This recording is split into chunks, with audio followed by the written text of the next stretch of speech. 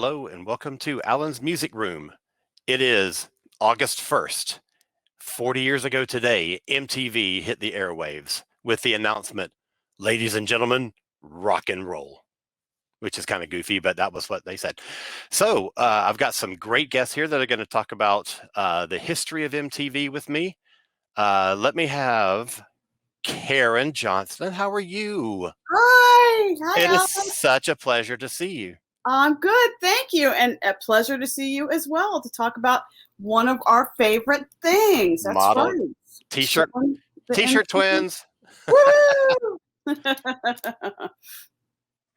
Rob Levy, how's it going? Hey, sir, how are you? Wonderful. Hello. Glad to be here. And Henry Hanks. Hello. Oh, hello. You hear me? Okay. I'm here. Yeah, absolutely. Nice to be here. All right. Thank you all so much for joining me today. This is a topic that I've been looking forward to for months. So I am curious to know, to start with, how many of you lived in areas where MTV was on from day one? Because MTV, when it started, was not national coverage. It was only in select markets because most cable companies did not want it. So were any of you in areas that had it from day one? So while I did not see it from day one, they did have it in Missouri, which is ironic, in day one. It was they were really pushing cable in rural Bible Belt areas because they wanted to get them on first because they weren't sure, I'm guessing, how it was going to go on the coast because there's so much other stuff. So they had a big bundle package. And back in the day, kids, ask your parents, when they had cable television, you could get HBO and Cinemax and Showtime free with your cable, right? So they basically sold those three channels and everything else they picked up on. And MTV was kind of like the throwaway that they stuck in. So I knew it was on because a lot of the people I would do stuff with were like, hey, they're talking about this thing called MTV. And I didn't get it because my parents didn't want to get cable. My dad was like, this is fine. We don't need it. You know, there's a lot of nonsense on there you don't need to see, blah, blah, blah. Because I was 12. It was on, we were aware of it, and then we would kind of go to other people's houses and watch it, sort of like we'd play wiffle ball in the morning or bottle caps. Again, kids, ask your parents. And when it got too hot out, then we'd just sit and watch MTV.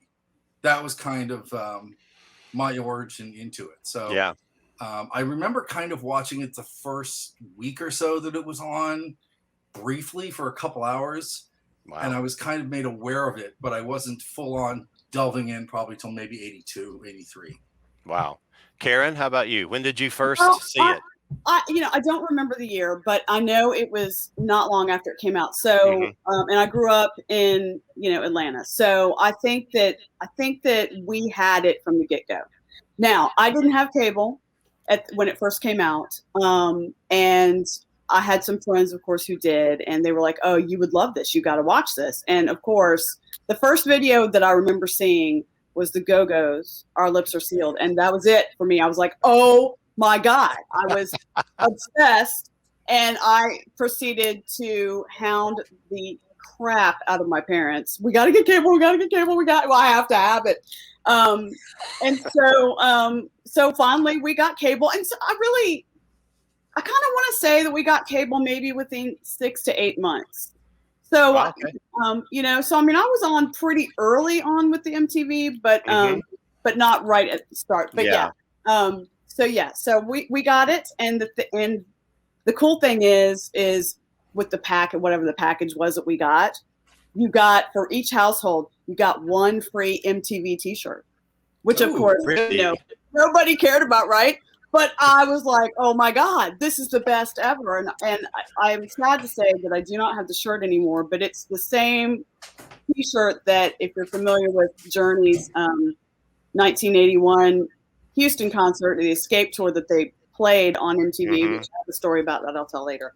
But the shirt that Neil Sean's wearing, that was the shirt.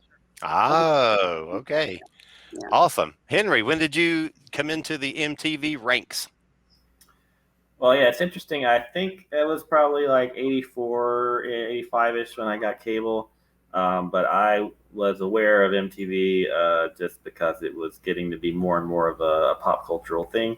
Yeah. Like I knew who Michael Jackson, Boy George, all these singers were because you would see maybe clips, maybe on a news thing about MTV, they would show a clip.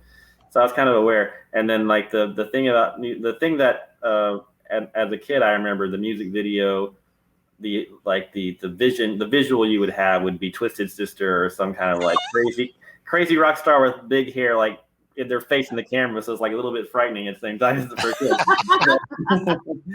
But I remember at my grandmother's house flipping around and seeing like Take On Me, the AHA video. I very distinctly remember that one because it stood out so much. Oh yeah. And shortly after they started Nick Rocks, the Nickelodeon a music video with the semi-kid friendly viewed videos, so that got me into videos. And it was a little bit like there's the same company, so it was literally like a stepping stone into MTV. So once I got into that show, I would watch MTV. So that ploy worked for them clearly. Yeah. So because I was probably 8 or 9 when I really started paying attention. Yeah. Okay, so I'm much older than all of you. You and I think are the same age or close. We had cable already, and I will tell you why. Because in 1970, God, what was it? I don't remember. It was early, like maybe 80, 79, something. HBO was going to show a Kiss concert from 1976. And I hounded my parents to get cable so that I could have MTV or HBO so that I could watch this Kiss concert. So somehow I knew about MTV coming up to it, but our cable company did not carry it. So my father was the president of a office supply company in the neighboring city. So he had a television in his office, and the cable company in that city did carry it. I don't think it may have been right away. It may have been like 6 months or 8 months or something down the road, but they eventually got it. And I was ridiculous. I would go a drive to the next city over. I would wait, and after the store closed, I would sit in my father's office all night long and just watch MTV. And there were times that I spent the night and just watched MTV. And there were times when I camped out for the weekend and just watched MTV. It was ridiculous. And they did not sign off. They kept playing all night. Yeah. I mean, they played all night, but they played you would get some weird little sketchy videos overnight. They would save the weird stuff for later. Yeah. And they would save all the Rod Stewarts for during the day. NPR just released that YouTube playlist of the first 100 videos that were played on MTV. And it's interesting to look at it. When you read stuff about MTV, they talk about how much Rod Stewart they played at the very beginning because he made so many videos before MTV ever went on the air. But if you look at that 100, there are some other ones too. Like there are just about as many Pretenders videos as there was Rod Stewart, and then REO Speedwagon. I was going to say that too. So there were some acts that were really on the video bandwagon before MTV was even a reality. Who were some of the early ones that you remember seeing? Some of those first ones that really stood out. I definitely remember Girls Just Want to Have Fun, Cyndi Lauper, and oh my God. Video. Again, I probably didn't have MTV. It must have been at a friend's house or a clip somewhere. But that was like everywhere, and you knew what she looked like. You knew she had her really quirky fashion style, and so that just grabbed you. I mean, the thing about a lot of these videos, there's either AHA, where they had the animation or the look of someone. There was something that grabbed you about the really famous videos. Right. Well, I know one of the ones that I really think that they played this Ashes to Ashes David Bowie early on, because I think that was a video that he had done before MTV. Yeah, that came out in 80. So that was one that they latched onto. Yeah. They played it all the time, and I remember at first I didn't like it. I thought it was kind of creepy and the song was kind of weird and I made fun of it. But then it's one of those where repetition, and all of a sudden you start finding yourself singing the song while you're doing your chores, and you're like, "Wait a minute, that's kind of a cool song." Yeah. So then it really it got me more into Bowie because I liked I liked his stuff that I heard on the radio, and then of course when he came out with China Girl and all that, and that was all over MTV. Oh my God, yes. I got more and more into it. But yeah, Ashes to Ashes was one of those where I hated it, and then I was like, actually, it's pretty cool. And it's funny because Ashes to Ashes was such a hugely groundbreaking video at its time. Right. There was nothing else like it. And Henry sent me that link to the first 100 videos that MTV played, and I was very surprised to see that it wasn't one of the first 100, because I would have thought that would be like one of the first one that they would play, because it was very recent. It was so groundbreaking and influential. The first one they played was Boys Keep Swinging from '77, and the next one was Fashion, which makes complete sense because Alan Hunter was in that video.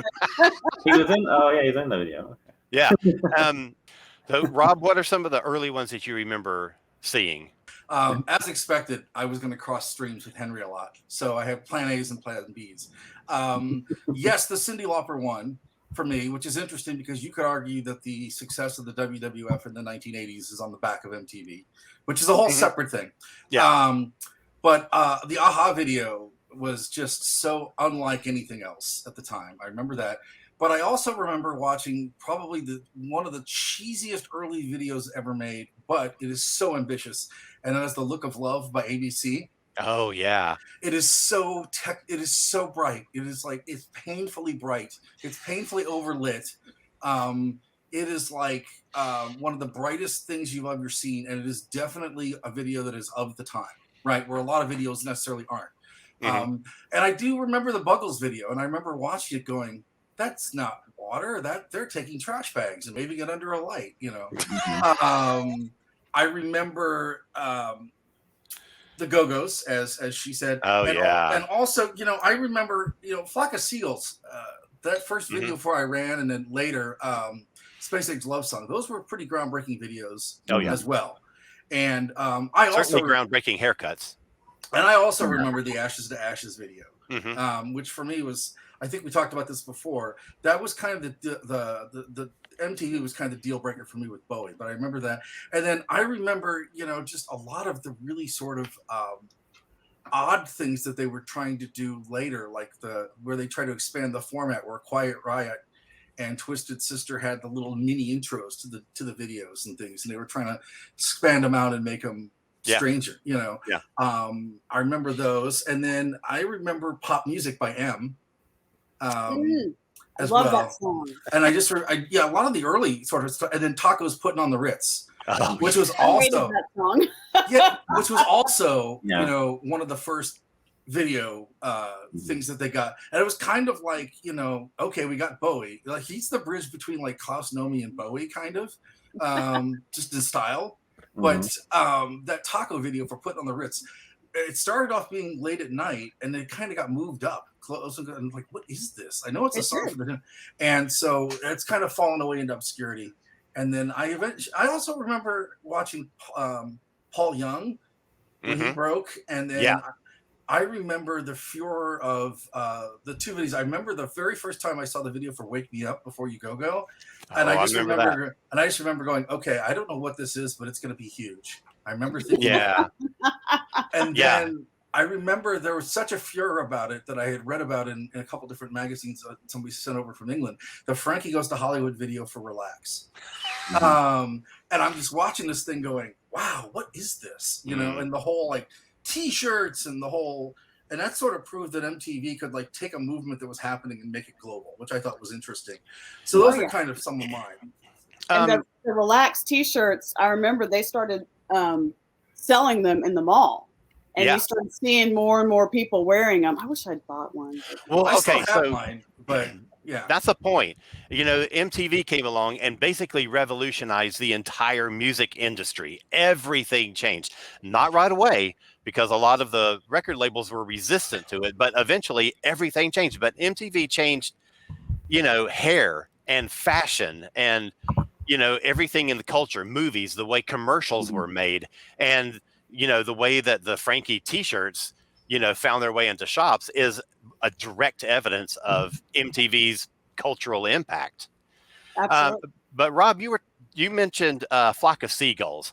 I want to talk a little bit about some of these bands, particularly some of the younger, upcoming, early British pop bands that would never have broken in America if it weren't for MTV. Like there is not a radio station in the Midwest that would have played Flock of Seagulls.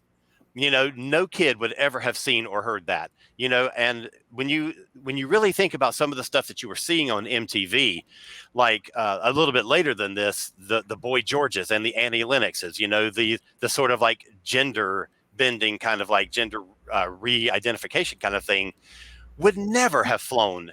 It would never have been exposed to some kid in Kansas had it not been for MTV. I agree.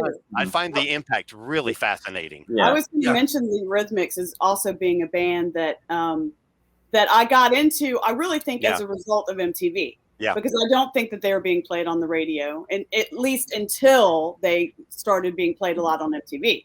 Right. But they were a band that I'm sure initially I was kind of like, but then it was like, well, who cares? Because it's a really cool song, and man, it's a great voice. Yeah. Oh, yeah. You know? Yeah. And her eyes, those eyes. Oh, man. It's hard to think about it, especially anyone watching this who might have been born after 1990. Yeah. VCRs were still kind of in their infancy still when MTV started. Yeah. The only way to see a lot of these videos was to watch MTV. You could not go back and replay it or whatever, you know, unless you had an early VCR adapter. Right. I remember, you know, in 75, Bowie Fame came out, and it was his first #1 hit in America. The following year, Golden Years was a top 5 hit or something in America. But I learned those songs by waiting for the radio station to play them, and, you know, picking up another line or learning the whistle part in Golden Years. And it was the same in early MTV. You had to sit there and hope that they would play the video that you wanted to see, because you didn't have any way of preserving it. Now, it wasn't too long before VCRs came around and started to become like, you know, kind of like commonplace, but they were so expensive when they first hit the market. Many people didn't have them. Many people didn't have them. You had to rent a VCR from the store. That's right. Right. And it started with Betamax, didn't it? Yeah. And then moved to VCR. But we got a VCR, and I don't remember the year, but I guess, well, maybe it was like 82 or something. Because here's what I did. I was obsessed with MTV to begin with. And then anybody that I loved, such as Journey, who, you know, Alan knows, if you know me, you know. So, and imagine being a teenage girl and, you know, loving Journey. So MTV recorded a live concert that I mentioned earlier with Journey, 1981 Escape Tour in Houston, Texas. And they played it on a Saturday night. It was a big thing that, you know, oh, you got to watch it on Saturday night. Blah, blah. So we had a VCR, and I recorded it. And I proceeded to obsessively watch like 20 minutes of this video, like every morning, or at least like 3 mornings a week while I was getting ready for high school.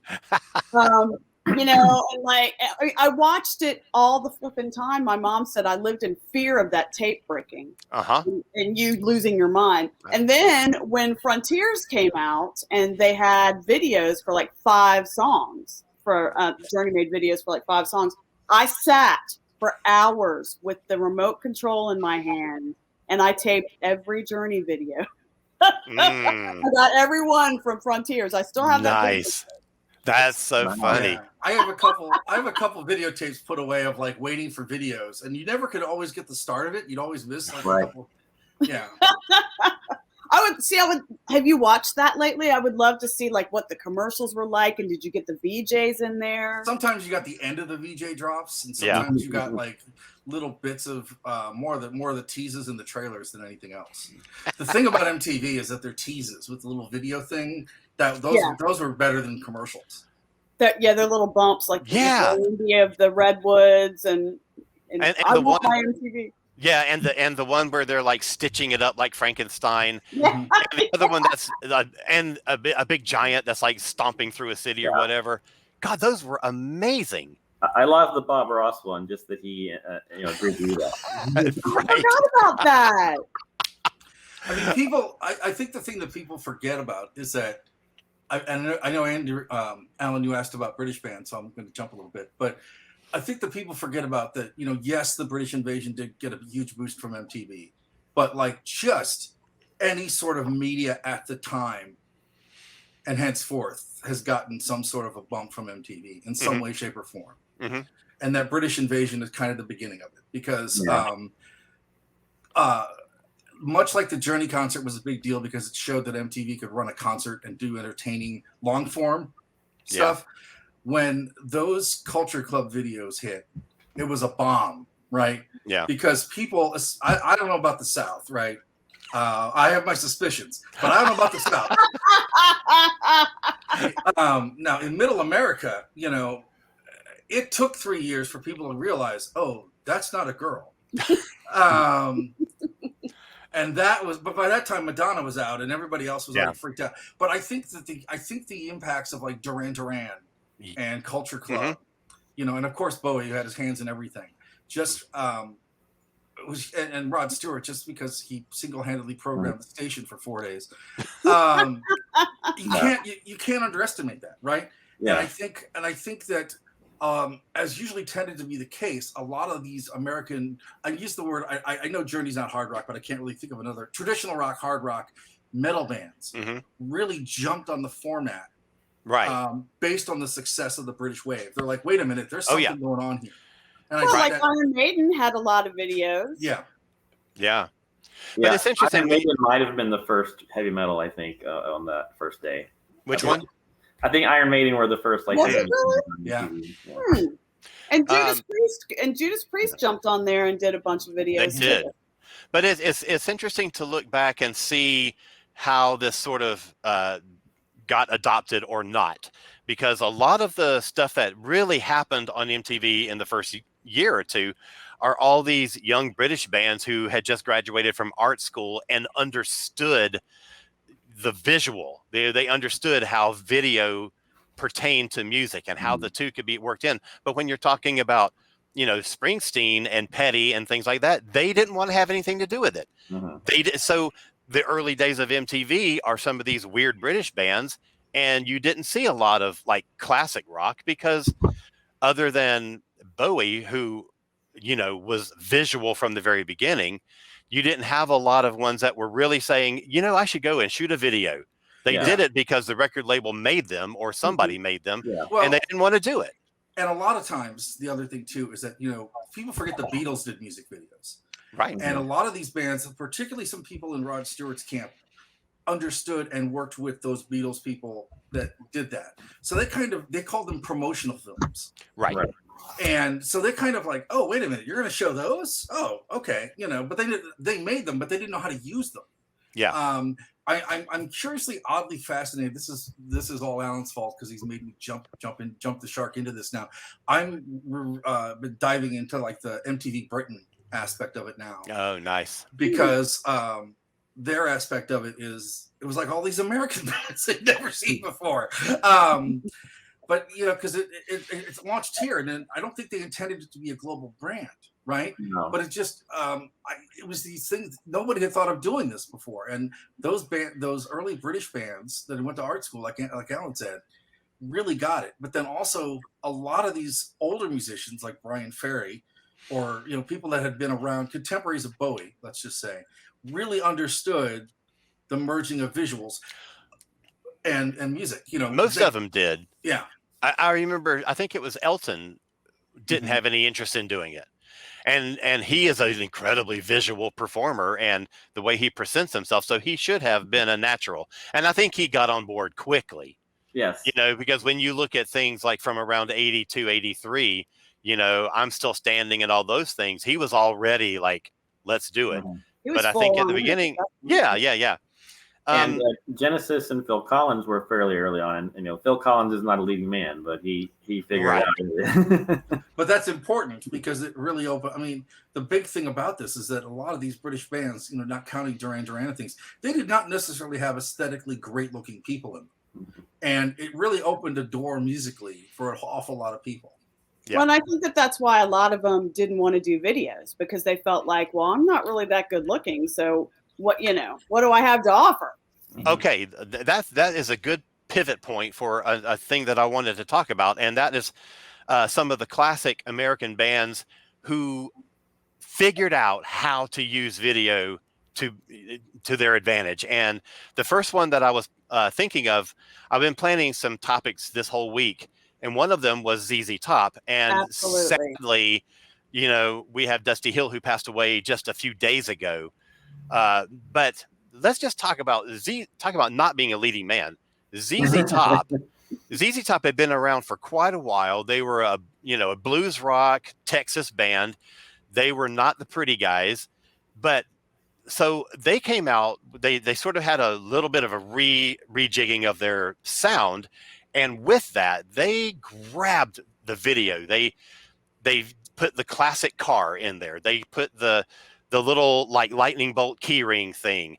They did the big fuzzy guitars that spun around, and they did the goofy wave at the end. ZZ Top almost didn't have to be in their own videos, but they found a way to make videos explode for them. Yeah, and I think that's incredible. I have a quick little aside. You may know this about the car. My boss, actually, I do music publicity, and my boss is good friends with Billy Gibbons. Because he interviewed him a couple of times way back when ZZ Top first came to Memphis a couple of times, and they just became buds and they've remained friends. So that car is Billy Gibbons' car. Mm-hmm. And he found out that he really wanted to restore it. And he found out that he could write it off if he used it in a video. And so that might be part of what started the whole thing. It's like, all right, well, if we use this in the video, isn't that funny? That is very smart. The other interesting thing too is I remember that trilogy of the things that they did for videos where they really pushed the envelope with it, but they were the first ones that really got criticized for how they portrayed female sexuality in videos, just because they had the girls all the time and stuff, which is funny because it's ZZ Top, right? I think they had to put these guys are so ugly. We gotta balance it out. Unfortunately, they put in some cities you couldn't show them until after midnight because those ZZ Top videos were so lewd, but.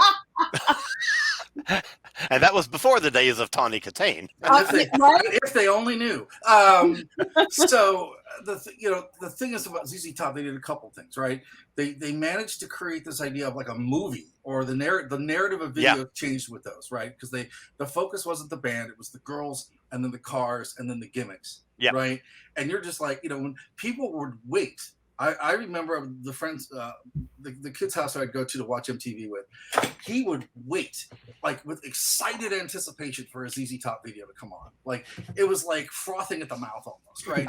And I think those videos were the first that people wanted. And if you're a young male between 13 and 16, you really waited for those, right? Yeah. So why is that? Then the hair bands went crazy with every hair band had a. Oh my gosh! But the hair band thing, it kind of was a natural extension of it went even the ZZ Top that was really clever because it was interesting. Is like hearing ZZ Top, I'm like, okay, what are their other records sound like? Because I was kind of like that. That's the beginning of my punk new wave. I'm like, I shouldn't like this. What is this, right? Like they had the Lords of Acid remix Sleeping Bag at some point, right? Really? And there's a Lords of Acid remix for Sleeping Bag. you know, it made me go back and listen to their catalog. And that's kind of in many ways my doorway to not necessarily old blues, but that in between, like, when did blues get white? That's kind of my introduction to that phase, was these top in those videos. But I think they did it really well. The other band I think that really got it too, I mean, I know we talk about these metal bands and stuff that one of another band that was sort of like, you know, that must-watch TV concept of a video. Van Halen was the same way. The way they played videos and made them work really well. Right. Once he got on board, Springsteen, Billy Joel was really, you say what you want about Billy Joel, right? He really got the idea of a video, because you listen to Billy Joel records and you're like, they tell stories, they tell narratives. You don't necessarily think this is going to transfer well visually, but man, they all really work. And that video for Uptown Girl. Uptown Girl was cute. And he had to be dating Christy Brinkley. So that didn't him, like, for a while, there was, you know, you would wait for either new videos from Billy Joel or the Cars to see what they were going to do in terms of the narrative and the storytelling. And the Cars jumped on that. They don't get a lot of jump praise for that too, but they jumped in on it. Absolutely. Rick Ocasek was some strange looking guy, so he was not a video guy. Right. And Devo, a high school gym. Come on. Right. Rick Ocasek was, I remember thinking, what an odd dude. But I loved the Cars' music so much. Yeah. And, you know, their video for Since You're Gone, that was one of those songs that didn't get airplay. At least it didn't hear radio airplay, I mean. But they played it so much on MTV. At first, I was like, whatever with the song. And then I, like, really got into it and loved it. So, you know, that's because I did nothing but sat around and watched MTV every chance I got. Right. Like Alan, spending the night at his father's store. That's right. Another one that I really wanted to bring up quickly is Kiss, because Kiss had basically destroyed their own career. And in 83, they did. I mean, they just shoveled themselves into the ground. In 83, they were like, we have got to do something drastic or we're dead. And they took off the makeup and the costumes. And they made a big deal of it on MTV when they did. Yes, they did. And I think that MTV is absolutely crucial in them establishing a new identity and building a new audience. They would not have lasted had it not been for MTV. I agree. Yeah, I agree. But, you know, to be fair too, they really knew how to. They had been around long enough that they knew how to play the game. Oh, sure, absolutely. So they had to figure out how to play an entirely new game. Yeah, yes. And they. I mean, I think a lot of these older bands, you know, whether it's Kiss or Queen or ZZ Top, they'd sort of been around long enough to know that the next thing is coming, and they needed to at least, you know, we need to see what this is going on, right? And I think that really paved the way for a lot of the American artists. Right. Well, yeah, what's interesting about that, you know, the makeup reveal and everything.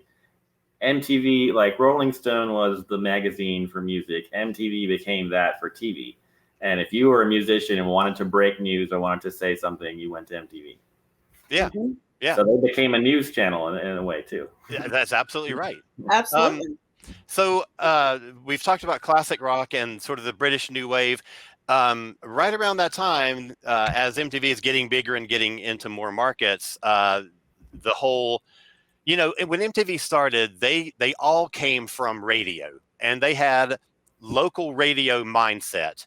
So they came in thinking we're a rock and roll station. And, you know, they aren't thinking of we are a national television station. So let's talk about David Bowie coming on to do an interview with Mark Goodman and says Mark says, I've got a lot of like really tough questions for you. And he says, well, good, because I've got some questions for you after you're done. And Mark's like, okay. So they do the interview. And then Mark says, so you said you had some questions for me. And Bowie says, yes. Why doesn't MTV play black artists? And then there's this whole conversation about market and about we're basically an AOR station and we have to play videos and music that, you know, the Midwest would want to hear. And, you know, and Bowie's like, yeah, but surely you can see that playing a black artist would mean an awful lot to a black kid in the Midwest. So let's talk about And Mark Goodman was totally thrown by that. Obviously, he didn't know. He was. That I feel bad for him. Oh yeah, it was very unfair to. He was asked to be the president and the publicist, and that wasn't really his job. So Exactly. But to be fair, he did in terms, looking back at it.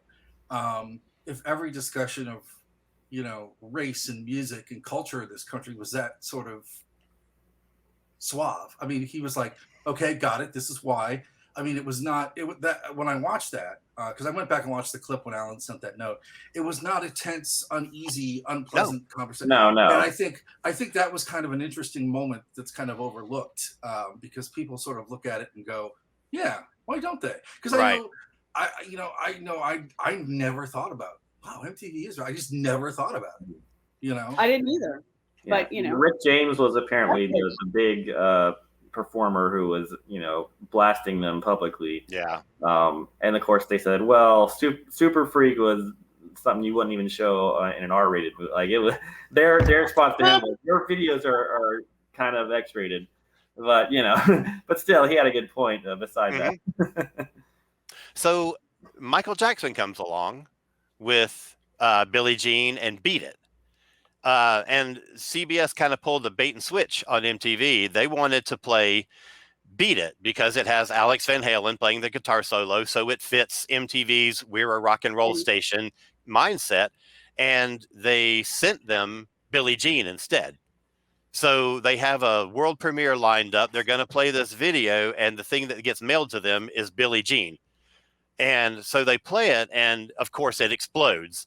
And because it's an amazing video and it's a really great song. But talk a little bit about, well, first of all, were you there for the premiere of Thriller? What was your sort of impression of it? And what were some of the Black artists that you enjoyed seeing? I never would have learned about Prince probably because he wasn't on radio here until he was on MTV. Absolutely.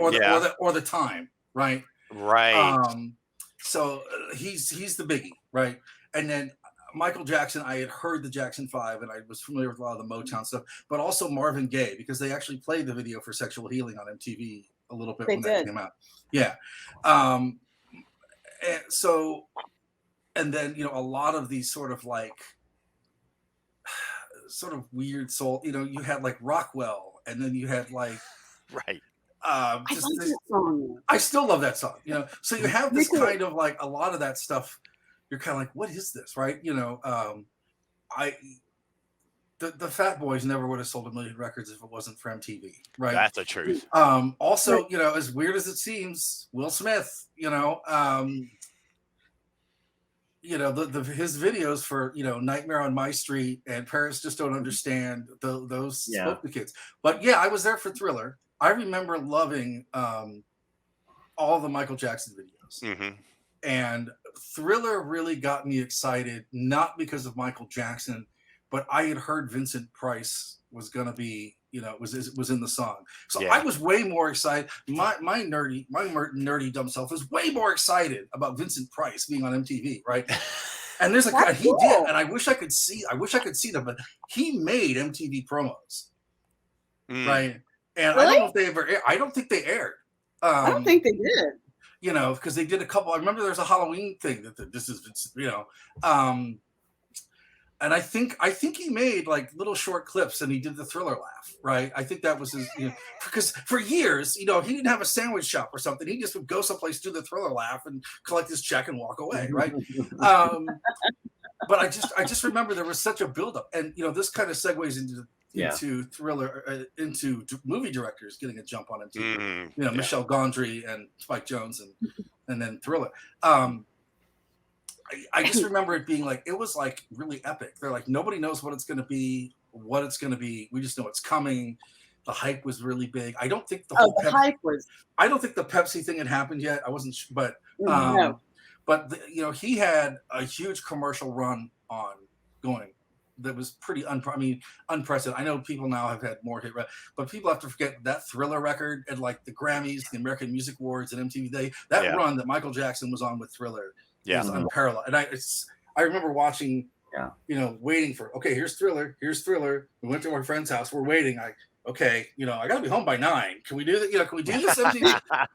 And then they showed it, and it was like, oh my God, I want to see this again, because it was almost too much. It was too much to take in the first time. But it was a short film. It was a music video. It was a short film that you was watching, like 10 minutes long. Yes. Yeah. And how long do you guys remember the little film that they showed before the actual Thriller video started? Right. How long was it? 10 minutes or something? Yeah. I mean, it was in my mind, because here's my take on it. I remember watching it. I loved the Jackson 5. So I loved Michael Jackson with an afro and bell bottoms and singing soulfully and bluesy and R&B. And I loved Rock With You, but I was not really digging this hee and grabbing his crotch stuff. I was not on board with it at first. I was not. Not that he asked, and not that he should have listened to me, because he obviously knew what he was doing. But it took me a while to appreciate it.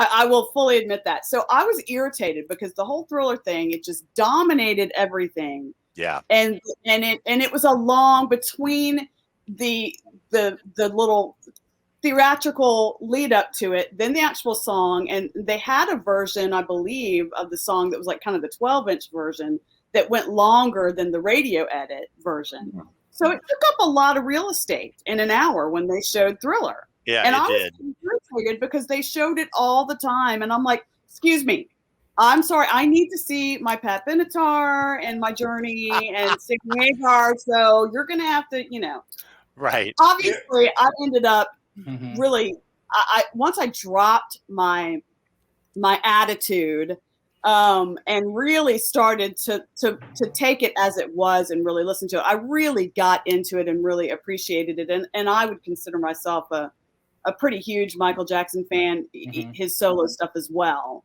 But that was my take on it. It was the Inagata-Davida of music video.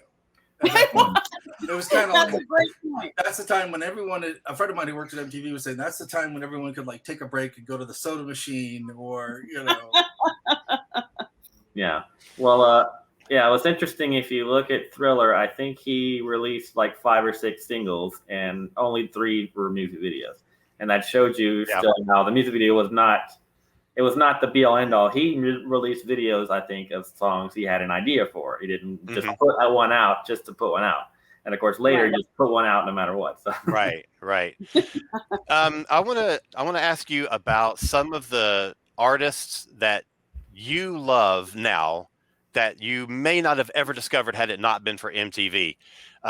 We mentioned a couple earlier. I know, I know. Rob, you sent me a list of things that you were introduced to because of MTV. And I've quickly forgotten them all. Well, Pixies was one of them. Yeah. Oh, yeah. So like Pixies, Sonic Youth, Public Enemy, things like that, right?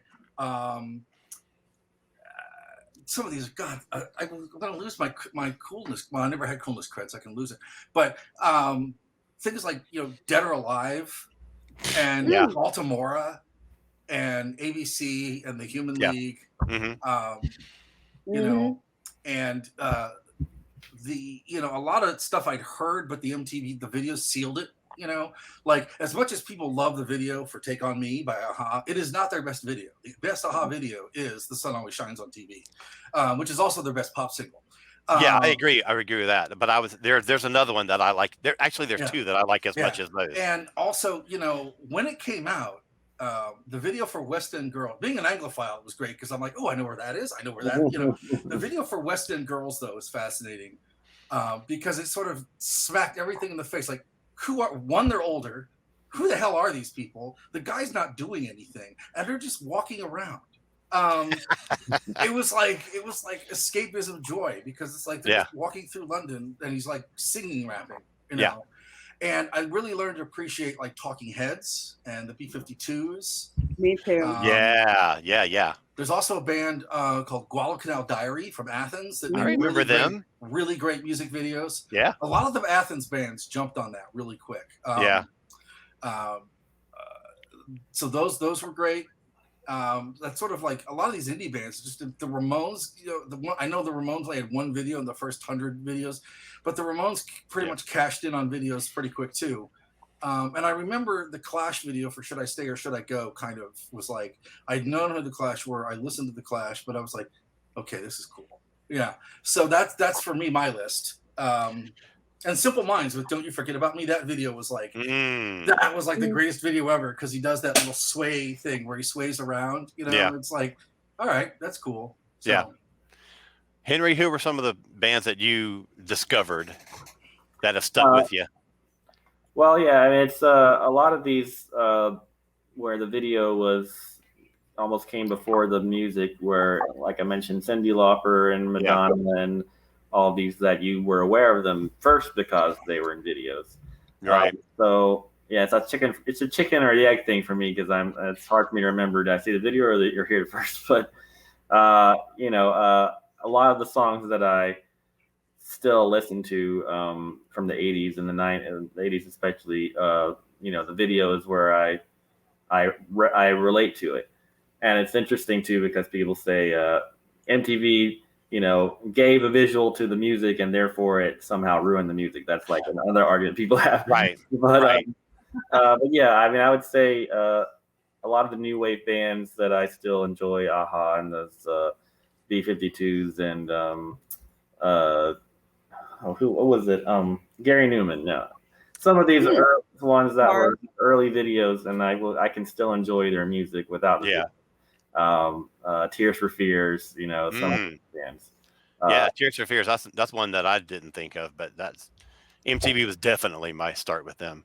Yeah, so I became a fan of new wave, even well after new wave was even a thing. But I rediscovered it. So, and it's funny because MTV even had, I remember in the mid '90s, they had a special or a series of specials looking back on '80s videos, like they were doing nostalgia about themselves.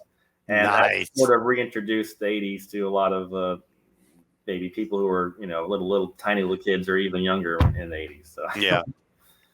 Karen, who can you think of? I know there's a million of them, but who I thought of right offhand, and I'm pretty sure, I think they received some radio airplay. So like Henry, was it radio but definitely MTV really got me into Men at Work. Oh yeah, I completely forgot about that. They had great videos. They were funny and and they're just such great songs and so well produced. And probably also Huey Lewis and the News.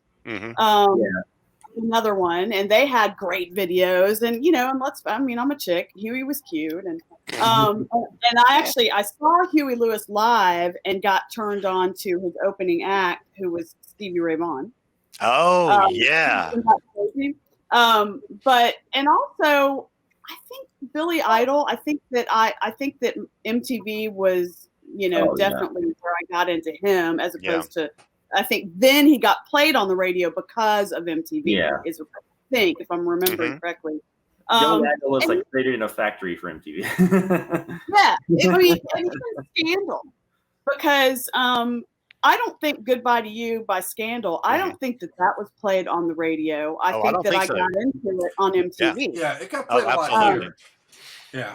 And then that opened up the door with that whole Warrior album. Then, they were huge on the radio too. But and I will even say, I really think MTV got me into Tina Turner. Not that I didn't, obviously we're all familiar with, Proud Mary and a couple of those things, but then that album was so flippin' huge, and she had videos out, and they were, all over the place, and I just thought she was the best.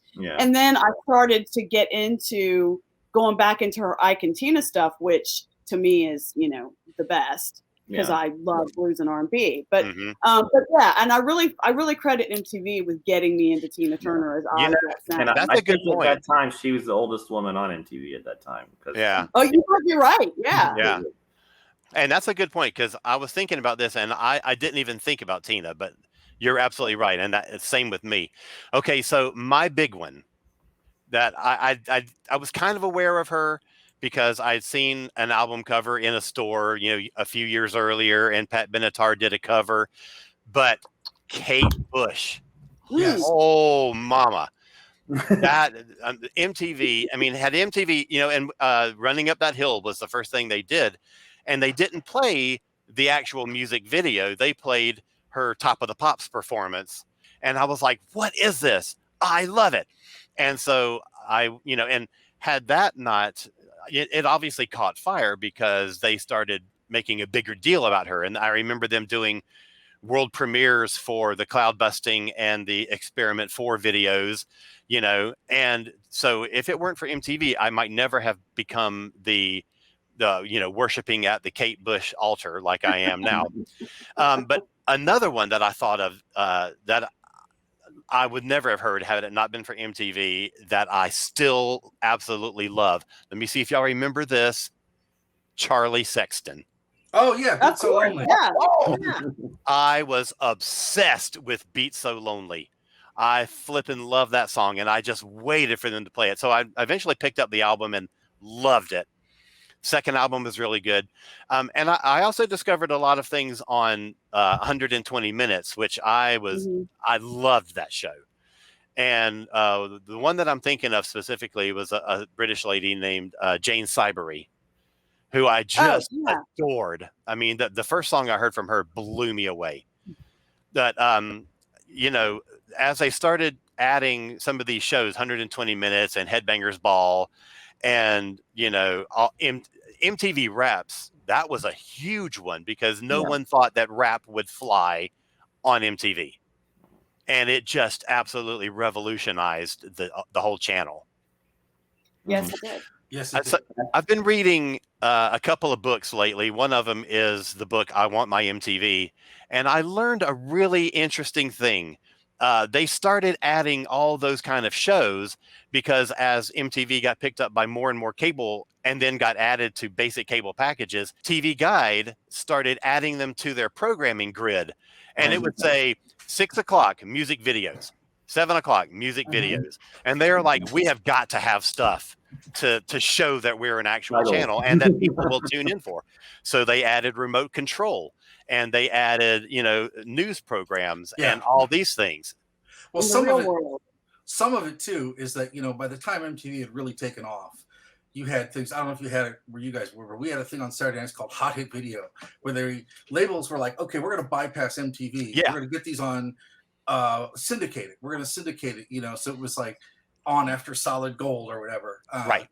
So you get your local TV station for the kids that didn't have MTV. You could see music videos on like a late Saturday night or something, right? Yeah, absolutely. And one of the things that they learned is that some of these cities where they had these own video things, a lot of black artists had started making their own videos. They just weren't getting they just weren't getting shown on MTV. So they just started ad hoc doing, I'm going to start doing my own video show at night and show these videos. And then that demographic data was enough to get MTV plus the David Bowie thing plus everything else to move the needle towards Yo MTV Raps. Absolutely. And it was funny. I mean, it was a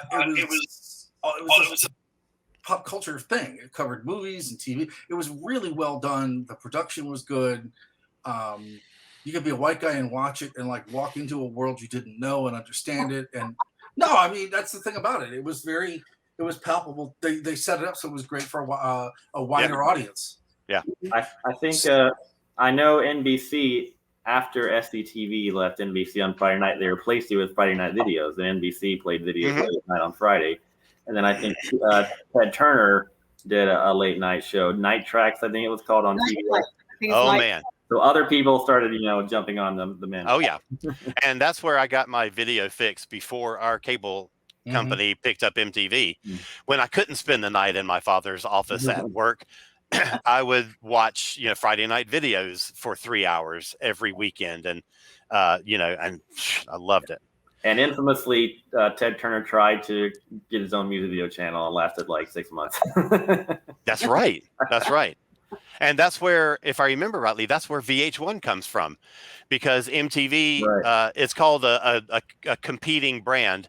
MTV set up VH1 to intentionally go head to head with Ted Turner's thing and kill it, which kept MTV out of the fight. Yeah, because Ted Turner was doing more adult contemporary stuff. And that's what VH1 and that's where VH1 just hit it exactly where they were doing it, which I thought was fascinating. Yeah. Okay, so I want to mention also someone who I became a fan of over time was Prince. And if you didn't even know a one Prince song, you knew who he was. You knew his because of MTV. And he made a feature-length music video, "Purple Rain." So he was ahead of his time. He really was. And absolutely. I also want to mention one more not person, but group that I got into for MTV, which was the Producers. Oh, wow. I almost went back to that, yeah. And it's really meaningful to me, too, because then later I worked with Van Temple, one of the band members, and so I'm friends with Van. But yeah, and they were an Atlanta band. So I think that they got a little airplay on the radio here. And in the South, they were very regional to the South. But as a matter of fact, I don't know if y'all heard the podcast that Alan and Mark and Nina did, and Martha, for this anniversary a couple of days ago. And somebody asked them to go around and say, is there an artist you can think of that you guys played that didn't have the success that you think they should have had? And Alan Hunter said the Producers, and I thought nice. Yeah, and I'm glad you mentioned that. I was going to say that on SiriusXM they did a virtual town hall just a couple of days ago with all four of them, and I haven't got to hear it yet. It went out live Friday at noon, and they're repeating it throughout the weekend, and you can catch it on streaming, like on demand. And I can't wait to hear it. So, okay, who was your favorite original VJ? Of the original VJs, not the later ones. Of the originals. Definitely Martha Quinn. She was cute and fun, and most guys would say Martha Quinn. I think he's right, yes. But for me, it was Alan Hunter. I loved Nina. I thought she was just the coolest.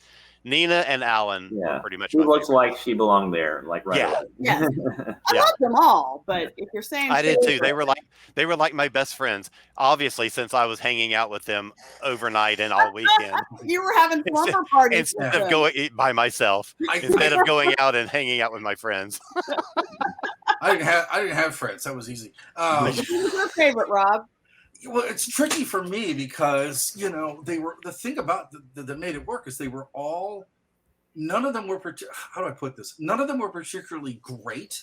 They weren't like, oh my God, no, I don't mean that as an insult, right? I know. They weren't strong. None of them were particularly strong personalities. None of them were particularly like household names. They were everyday, ordinary kind of people, right? Yeah. You could almost just flip it on. I could watch any of them and be happy, right? And it's like trying to pick your favorite doctor. There's things about each one that I liked Martha Quinn because she had this like really upbeat energy about everything. Mm-hmm. I loved Jesse because that guy was smooth, right? I mean, Jesse, like, I want to be that guy because Alan Hunter was just so like likable. It's like, this guy's like, he just seems really, he's like the guy in school that breaks up the fight between like the punks and the Hoosiers, right? By just being nice at him. Yeah. And Come on, Goodman seemed to have the most sort of radio chops in terms of like, I want to hit my marks and stuff. And then Nina was just like, Nina's like there are a couple people I worked with that I saw at record stores and things that just, Nina reminded me of like, the cool person at the record store kind of lady. She just kind of seemed like, all right, or the cool girl that goes to the clubs every night, right? They all had their each little thing going on. But I'd have to say, if I have to pick one, it's probably Jesse and Martha, just because and it's, for me, it's not the crush of like Martha Quinn was the girl next door or what anything. It was just, she was just so excited and bubbly no matter who the artist was. That's true. And Jesse, if that guy made a mistake, you couldn't tell. Right. Yeah. And I think he's the one that had the best ad-lib skills. Mm-hmm. But I think Alan Hunter and Nina were probably the best interviewers. Mm-hmm. All right, so that maybe Mark Goodman. I mean, I loved Mark Goodman did a good interview, And I loved Mark Goodman too. And I mean, and we also haven't mentioned JJ, and I loved JJ. Well, that's who he meant when he was saying Jesse. Cool. Yeah, I kept saying, oh Jesus. Now I'll have to go back and re-edit the whole ending. Oh, so you meant JJ. Yeah, because I'm old and forgetful. Yes. I thought you were talking about what was wasn't his name Jesse? Jesse Camp, the guy who won. No. Clearly does not belong on TV, but no, and I will say, I met him one time. I told Alan this when I lived in New York. I worked in Chelsea for a while, and I used to go to this bar after work, and a couple times Kevin Seal was there. So I had a couple beers with Kevin Seal a couple times. Totally different than on TV. And the guy got vilified for his blinking and stuff on 120 Minutes, but the nicest guy in the entire world, right? And the only other one I met Alan briefly. Long story short is I was acquainted with someone that worked at MTV, and I was on an elevator, and Alan Hunter got in, and I just remember going, "Oh wow, it's Alan Hunter." He's like, it's like, yeah, sorry, it's not Olivier, It's just they were all so likable. I mean, and then for them to, and they're still not megastars, Right. And they've all aged well, which is really, really annoying. They really have. In a world of rock and roll, they've all, I don't know whether the MTV gigs, you will take this job at MTV, but you will not age, Yeah. I looked up today that Mark Gillen was 70 years old, and I was like, that blew my mind. Are you serious? Yeah. Oh my gosh. Yeah, crazy. All right, so we're down to the end. Any final thoughts about MTV and what it meant to you? Well, I think I was watching in the transition period from the late 80s to the 90s when it moved to Nirvana and alternative and real world and reality TV. So I was able to see that the transition. But what I did notice is that the reality shows would usually have some side of current music in the background, almost like, well, this is still music, So, but yeah, obviously it's nowhere near what it used to be. It's a completely different thing now. Yeah. But I think if you were there for even just the first 20 years, you were there for the music years. So exactly. Well, I mean, for me, like you, Alan, I just, it was everything. Be I mean, I guess I was 13 maybe when it came on, and so I kind of grew up, with it, and it was absolutely everything. It introduced me to a lot of music that, even though I worked at a record store, it introduced me to a lot of music that I would not have been introduced to, or certainly wouldn't have given the attention to. When it's put in front of you and you've got some visuals to go with it. And it was just, and it's, it was just fashion. It made me think about fashion and all of it. So it was everything. I'm just a fangirl. So for me, it sort of was this transition period from an adolescent listening to music to, later with college radio. MTV, a lot of people that sort of in the late 80s that got into college radio were of the MTV generation, where that discovery of an artist that you got from MTV was sort of what jumpstarts your passion for music. I mean, for me, it was music and film at the same time. And the thing, MTV sort of I didn't really pay much attention to the fashion thing, but the way that they interviewed artists, the ways that they presented news, because I studied how Kurt Loder, for example, or Chris Connolly did their reports on movies and films and things, and I think I subconsciously took a lot of that away, because if you're somebody who's into music and entertainment at that time, you don't have entertainment tonight, you don't have you have radio and mainstream media, so you don't really have anybody that teaches you how to interview pop culture people. So I did take some of that away. And then also just, it did really help me open my mind to a lot of other types of music I didn't necessarily know about. Because at some point you had to sit and wait for something you wanted to hear. And you watch something you didn't know about and you're like, what the hell is this? Or, oh, I hate this, I don't hate that.